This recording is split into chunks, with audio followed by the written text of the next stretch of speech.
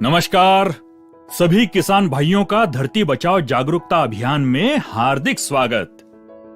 खेती में एक जगह पर खड़े होकर जितनी भी जमीन हमारे नजरों के सामने होती है, वो सारी जमीन में अगर हम एक जैसी बीज, खाद और एक ही जगह का पानी दें और एक जैसी मेहनत करने के बावजूद भी पूरी जमीन में एक जैसी फसल खड़ी नहीं होती है। कारण जमीन सभी जगह की अलग अलग है। मतलब अगर सभी चीजें जैसे खाद, बीज, पानी या मेहनत एक जैसी होने से भी जमीन अगर अलग अलग है तो आपकी फसल अलग है। यहां पे ये बात पक्की है कि जमीन का फसल के होने में सबसे ज्यादा महत्वपूर्ण योगदान है। जमीन हल्की तो फसल भी हल्की है, जमीन अच्छी तो फसल भी अच्छी है। अगर हम जमीन को अच्छी तरह से जान लेते हैं तो उसकी उपजाऊ शक्ति को बढ़ाने के लिए हम काम कर सकते हैं। जमीन को और करीब से जानने के लिए हमारे विशेषज्ञों ने इनको 3 भागों में विभाजित किया है। पहला भाग, जमीन के भौतिक गुण। जमीन दिखने में कैसी है? लाल है, काली है या सफेद? और जमीन की पानी पकड़ने की और पानी छोड़ने की क्षमता क्या है? ये जमीन के भौतिक गुण है। इसको हम बदल नहीं सकते, लेकिन इस भौतिक गुण के आधार पर हम फसल कौन सी लगानी है, ये तय करते हैं। जमीन के रासायनिक गुण। भौतिक गुण के आधार पर हमने तय किया, समझो धान की फसल लगानी है। अब समझो धान की फसल को 50 किलो नाइट्रोजन की जरूरत है। जमीन में हमने देखा कि 25 किलो नाइट्रोजन उपलब्ध है, तो किसान क्या करेगा? 25 किलो नाइट्रोजन खरीद के जमीन में डालेगा।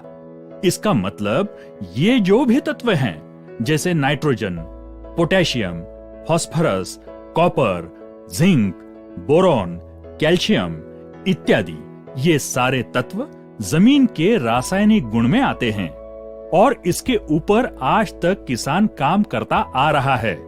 इन तत्वों के ऊपर काम करने के लिए किसान के पास 2 रास्ते हैं। एक तो किसान रासायनिक खाद या कोई बाजार में उपलब्ध उत्पाद के माध्यम से उसे पूरा करता है, या तो किसान गोबर की खाद या कंपोस्ट की खाद के माध्यम से पूरा करता है। गोबर की खाद या कंपोस्ट की खाद में क्या है? तो इसमें संपूर्ण तत्वों का भंडार है जो इन खादों के माध्यम से फसल को मिलता है। इसका मतलब आज तक किसान इसी भाग के ऊपर काम करता आ रहा है। जो दूसरा भाग जमीन के रासायनिक गुण, जमीन में उपलब्ध तत्व और फसल के जरूरत के अनुसार तत्वों को कम ज्यादा करना। अभी हम देखेंगे कि ये 2 भाग भौतिक गुण और रासायनिक गुण के अलावा ये तीसरा भाग क्या है और हमारे लिए जरूरी है क्या, तो ही हम इसके ऊपर काम करेंगे अथवा नहीं करेंगे। तो तीसरा भाग है जिसको हम बोलते हैं जैविक गुण। जमीन के जैविक गुण में जितने भी जीव जीवाणु हैं, वो इस भाग में आते हैं।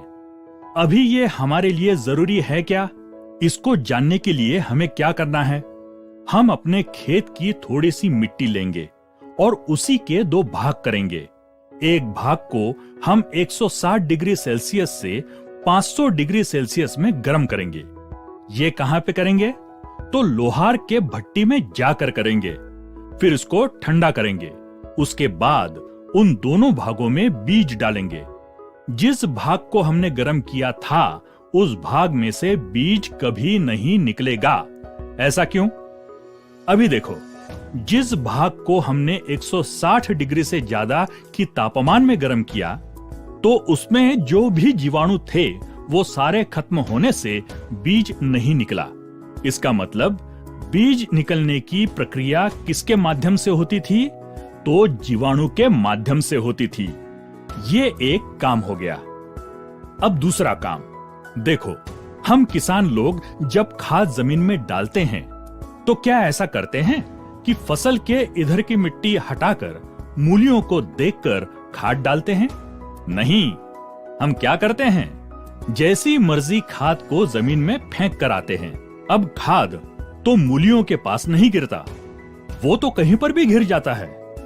और फिर भी अगर 2 दिन बाद हम देखें तो फसल में बदलाव होते हैं। वो डाली हुई खाद फसल में लग जाती है। तो खाद और फसल के बीच कुछ तो हलचल हुई है। क्या ऐसा हुआ कि खाद चल के फसल के पास आ गई, या ऐसा हुआ कि मूलियां बाहर आकर खाद को खाकर अंदर फिर चली गई? नहीं, ऐसा कुछ भी नहीं हुआ। इस कार्य में सबसे महत्वपूर्ण काम जीवाणु का होता है। मुझे बताओ कि क्या जो खाद आप डालते हो वो खाद फसल एक ही समय में उठा लेती है क्या? नहीं। तो क्या जो खाद हम लोग डालते हैं वो खाद खुद को इकट्ठा करके रख सकती है क्या? नहीं। तो जीवाणु क्या करते हैं? जो भी खाद किसान डालता है उसको इकट्ठा करके रखना और फसल की जरूरत के हिसाब से खाद को फसल में पहुंचाने का काम करते हैं। ये भी सबसे महत्वपूर्ण काम है जो जीवाणु के माध्यम से होता है। अब तीसरा काम तो देखो, बहुत सारे तत्व ऐसे हैं जो फसल जिस रूप में है उस रूप में उनको कभी नहीं लेती। आपकी भाषा में अगर बताऊं तो जैसे कि गेहूं हमारे खाने के लिए है, लेकिन अगर मैं आपको एक थाली भर के गेहूं खाने के लिए दूं तो क्या आप खाओगे? नहीं। तो क्या करोगे? उसका आटा बनाओगे, आटे की रोटी बनाओगे, फिर खाओगे। मतलब जिस रूप में है उसको दूसरे रूप में बदलोगे, फिर उसे खा सकते हैं। उसी तरह फास्फोरस, सिलिकॉन ऐसे जो तत्व हैं जिस रूप में हैं उसी रूप में फसल कभी नहीं लेती। उसको दूसरे रूप में बदलने की जरूरत होती है। उसको घुलनशील बनाना पड़ता है। ये काम जीवाणुओं के माध्यम से ही होता है। अगर आपने फास्फोरस जमीन में डाला और अगर वहां पे जीवाणु नहीं है तो वो फास्फोरस जमीन में वैसा ही पड़ा रहेगा। वो फसल में कभी इस्तेमाल ही नहीं होगा। और आप सोचोगे कि मैंने तो फसल में डाला लेकिन फिर फास्फोरस की कमी क्यों आई? फिर आप क्या करोगे? फिर आप फास्फोरस को लाके डालोगे और ऐसा करने से आपके खाद के खर्चे बढ़ते हैं। मतलब ये सारे तत्वों को दूसरे रूप में बदल के फसल में पहुंचाने का सबसे महत्वपूर्ण काम जीवाणुओं के माध्यम से होता है। अभी आपको कार्बन और नाइट्रोजन के संबंध के बारे में पता है क्या? अगर नहीं है तो मैं आपको बताता हूं। देखो, फसल को सबसे ज्यादा कौन सा तत्व चाहिए? तो नाइट्रोजन। लेकिन जमीन के अंदर जितने प्रमाण में कार्बन की उपलब्धता है उतने ही प्रमाण में नाइट्रोजन फसल के लिए उपलब्ध होता है। इसका मतलब जमीन में कार्बन का प्रमाण कम से कम 1% से 1.5% होना जरूरी है। ऐसे ही फसल और मिट्टी परीक्षण के अनुसार भी हम इसकी मात्रा तय कर सकते हैं। अभी किसान क्या करता है? नाइट्रोजन जमीन में डालने के बाद भी अगर नाइट्रोजन की कमी दिखने से फिर से नाइट्रोजन जमीन में लाके डालता है, जबकि कार्बन की कमी होने से नाइट्रोजन की कमी हुई होती है। अब अगर जमीन में कोई तत्व जैसे कि nitrogen, phosphorus, potash, copper, zinc, sulphur इत्यादि कोई भी तत्व की कमी होने से हम बाजार से खरीद कर डाल सकते हैं। लेकिन अगर कार्बन की कमी हो गई तो कार्बन बाजार में खरीद के मिलता है क्या? नहीं। कार्बन को जमीन में उपलब्ध कराने का केवल एक ही रास्ता है, गोबर खाद या कंपोस्ट खाद। अभी गोबर खाद या कंपोस्ट खाद क्या है? तो वो बड़े स्तर पर तत्वों का विघटन है।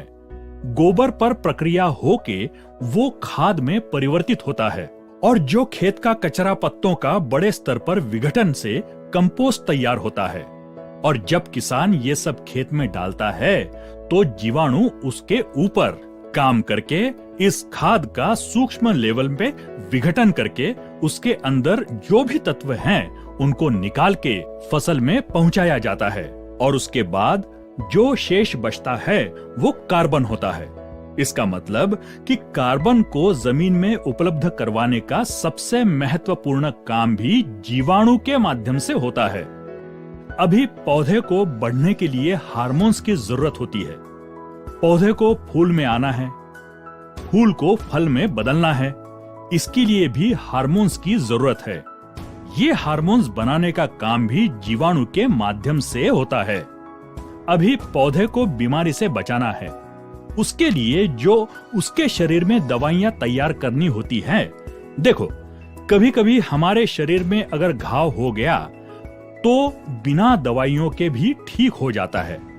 कभी कभी कोई तंदुरुस्त आदमी अगर बीमार हो गया तो बिना दवाइयों के भी बुखार ठीक हो जाता है, कारण हमारा शरीर अंदर से उसके लिए दवाइयां बनाता है।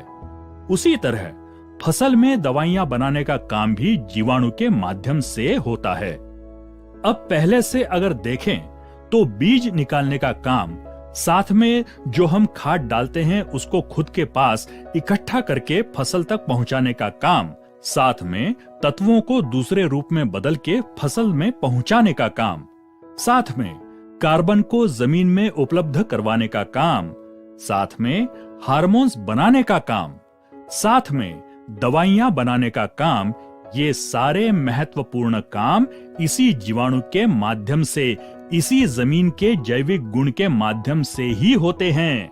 तो अब मुझे बताओ कि आज तक किसान ने इस जैविक भाग के ऊपर कितना काम किया है। मैं किसान को एक सवाल पूछता हूं कि खेती का लेबर कौन है? तो किसान बोलता है कि मैं ही खेती का लेबर हूं, मैं ही दिन रात खेती में मजदूरी करता हूं। तो अगर किसान लेबर है तो मैं किसान के हाथ में एक बीज देता हूं, क्या किसान उसको अंकुरित कर सकता है? नहीं। किसान के जेब में 100 बोरी खाद की लाके खेत में डालने की क्षमता हो, क्या वो एक भी दाना खाद का उठा के फसल में घुसा सकता है क्या? नहीं। तो क्या किसान खेती का लेबर है? नहीं, किसान सिर्फ सप्लायर है। खेत की क्या जरूरत है, किसान सिर्फ उसको सप्लाई करता है। असली लेबर तो जीवाणु है, जो खेत में जमीन में काम करके किसान को फसल और पैदावार देते हैं। मतलब किसान का खेत उसकी फैक्ट्री है और फैक्ट्री के लेबर हैं जीवाणु। और आज तक किसान को उसके असली लेबर के बारे में बिल्कुल भी पता नहीं है। तो देखो, आज की तारीख में खेत में हमें क्या समस्या है? जो बीज हम डालते हैं वो ठीक से अंकुरित नहीं होता है। जो पौधे निकलते हैं उसका पोषण ठीक तरह से नहीं होता है। पौधे को फूल ठीक से नहीं आते हैं। जो फूल आते हैं वो फल में ठीक से परिवर्तित नहीं होते हैं। फसल में बीमारियां भी बढ़ रही हैं। ये सारी समस्याएं, जो कि सारे काम जीवाणु के माध्यम से होते थे, वो आज नहीं हो रहे हैं। आज जहां तक मुझे पता है कि एक मरे हुए आदमी को अगर 10 लाख रुपए का इंजेक्शन लगाया तो उसमें कोई हलचल होगी क्या? नहीं। तो 50 लाख का लगाओ, 1 करोड़ का, 10 करोड़ का इंजेक्शन लगाओ। अभी देखो, 10 लाख या 10 करोड़, इसकी भी तो कोई वैल्यू है। फिर भी कुछ भी हमें रिस्पांस नहीं मिलता। इसका मतलब यह है कि अगर हमको रिस्पांस चाहिए तो जान का होना जरूरी है। जितनी जान बढ़ेगी उतना ही रिस्पांस बढ़ेगा। तो आज हम लोग जमीन को या खेती को लेकर सिर्फ इंजेक्शन के ऊपर काम कर रहे हैं, रासायनिक भाग को लेकर काम कर रहे हैं। जान को लेकर, जमीन की जान बढ़ाने को लेकर कभी काम ही नहीं किया। समझो, एक फैक्ट्री है और उस फैक्ट्री में 100 लेबर काम करते हैं। 100 लेबर कुल मिला के 10 टन का प्रोडक्शन निकालते हैं। अभी उस फैक्ट्री के मालिक ने उन लेबर की तरफ कभी ध्यान ही नहीं दिया, उनके रहने की व्यवस्था नहीं की, उनके खाने पीने पर ध्यान नहीं रखा, उनके स्वास्थ्य की देखभाल नहीं की और सिर्फ प्रोडक्शन पर ही ध्यान दिया। तो क्या वो लेबर वहां पर बरकरार रह सकता है क्या? नहीं। उनकी संख्या दिन प्रतिदिन घटती जाएगी। 100 लेबर से उनकी संख्या घटकर 30 पर आ गई और मालिक को 10 टन का प्रोडक्शन चाहिए। तो मालिक क्या करेगा? ज्यादा मात्रा में कच्चा माल फैक्ट्री में लाके डालेगा। अभी आप मुझे बताओ, 100 लेबर से होने वाला 10 टन प्रोडक्शन 30 लेबर से होगा क्या? नहीं, मालिक ने कच्चा माल बढ़ाया। सच तो ये है कि उसे लेबर की संख्या बढ़ानी चाहिए, साथ साथ उनकी देखभाल करनी होगी। ऐसा करने से फैक्ट्री में 10 टन ही क्या, उससे ज्यादा प्रोडक्शन निकाल सकते हैं। फैक्ट्री में लेबर की संख्या, ताकत, खेत में जीवाणु की संख्या और ताकत बहुत मात्रा में कम हुई है और उसके कारण पैदावार कम हुई है। तो हम पैदावार बढ़ाने के लिए लेबर को यानी जीवाणु को बढ़ाने के बजाय खेत में फैक्ट्री में कच्चा माल ज्यादा डाल रहे हैं, जो कि रासायनिक भाग यानी कि इंजेक्शन के ऊपर काम कर रहे हैं। तो क्या आपका फैक्ट्री का प्रोडक्शन बढ़ेगा क्या? नहीं। तो अब हमारे केरन कंपनी ने क्या किया? तो उन्होंने अब ये तो बात पक्की है कि एक ही जीवाणु सारे काम तो नहीं करता, हर अलग अलग काम के लिए अलग अलग जीवाणु हैं। तो कंपनी ने जमीन के अंदर काम करने वाले जितने भी जीवाणु होते हैं उन सभी को ढूंढ के निकाला और इन जीवाणुओं की संख्या जमीन के अंदर कैसे तेजी से बढ़ेगी और तो और उन जीवाणुओं को काम करने के लिए बढ़िया से बढ़िया वातावरण कैसे तैयार कर सकते हैं, इस पर प्रयोगशाला में संशोधन करके बायो ऑर्गेनिक सॉइल सॉल्यूशन बॉस, ओरिकेन, ओनिटॉन और कैमिटॉन तंत्रज्ञान विकसित किया। सभी तंत्रज्ञान को जमीन में इस्तेमाल करने से या जलाने से जमीन के अंदर के फायदा करने वाले जीवाणुओं की संख्या करोड़ों की तादाद में बढ़ती जाती है। वैसे ही उन जीवाणुओं को काम करने के लिए पूरक वातावरण भी तैयार होता है। इस वजह से किसान की उस जमीन की ताकत बढ़ती है और जमीन में जीवाणुओं के माध्यम से होने वाले सारे काम बहुत ही तेजी से होना शुरू हो जाते हैं। किसान जितना भी कच्चा माल रसायन खेती में डाल रहा है, मेहनत कर रहा है, उसका भरपूर रिटर्न्स किसान को उसके खेती से दिलवाना शुरू कर देता है। बॉस, ओरिकेन, ओनिटॉन और कैमिटॉन का इस्तेमाल किसान खेत में अलग अलग तरीके की स्लरी के माध्यम से भी कर सकता है। अगर किसान ऐसे करता है तो उसकी जमीन बहुत ही तेजी से रिस्पांस देने लगेगी और मेरे अनुभव अनुसार वह फसल किसान के उस एरिया की सबसे नंबर 1 फसल रहेगी और उसके जमीन की पैदावार क्षमता भी बढ़ेगी। मैं किसान को एक बात हमेशा बोलता हूँ कि देखो, आपकी आधी से ज्यादा जिंदगी कौन सी खाद अच्छी है, कौन सा बीज अच्छा है, उसको ढूंढने में गई और आज भी आप उसे ढूंढ रहे हो। 3 महीने अगर आप हम जैसे बोलते हैं वैसा अगर करोगे तो मेरा दावा है कि आपको उसके बाद कोई भी चीज ढूंढनी नहीं पड़ेगी। हम आपको पूरे खेत में डालने को नहीं बोल रहे हैं। तो जितना आप डाल सकते हैं उतने थोड़े एरिया में यानी कि खेत में डाल के देखो। अगर आपके जमीन में फायदा हुआ, बदलाव हुआ, तो आपको किसी के विश्वास की जरूरत नहीं। उसको लेके आपके पूरे खेती को, पूरे जीवन को कैसे बढ़िया बनाना है वो आप तय कर सकते हैं, क्योंकि पूरी दुनिया में क्या हो रहा है उससे ज्यादा आपके खेत में क्या हो रहा है वो ज्यादा जरूरी है। हमारे जो भी सहयोगी आपके पास आ रहे हैं उनसे आप फसल के अनुसार उसमें हमारी ये टेक्नोलॉजी किस तरह से इस्तेमाल करनी है उसकी पूरी जानकारी आप ले सकते हैं। हमारे इस कार्यक्रम को आपने ध्यान से सुना, आपका कीमती समय इसके लिए खर्च किया। इसके लिए सभी किसान भाइयों को मिशन धरती बचाओ जागरूकता अभियान और केरन की तरफ से बहुत बहुत धन्यवाद।